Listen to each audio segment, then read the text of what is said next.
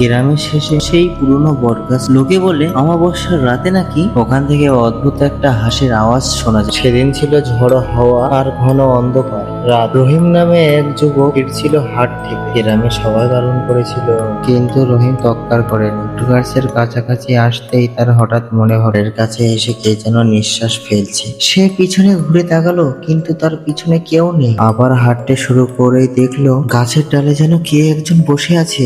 অদ্ভুত অদ্ভুত লম্বা চুলে ঢাকা মুখটা, কিন্তু চোখের জায়গায় জ্বলছে দুটো আগুনের গুল্লার মতন চোখ। রহিমের শরীর পুরো বরফ হয়ে গেল। এটা নিচেই নেমে এলো। তার পা দুটি ছিল উল্টো দিকে। সে অট্ট মোটা কণ্ঠে, আজ আর কেউ তোকে বাঁচাতে পারবে না। এবার আমার কাছে প্রশ্ন, আপনাদের কাছে, রহিমের কি করল সেই ডাইনিটা? সে কি পারবে তার প্রাণ নিয়ে ফিরতে, নাকি গ্রামবাসী পরের দিন দেখবে তার নিথর মরদেহ পড়ে আছে সেই বটগাছের নিচে?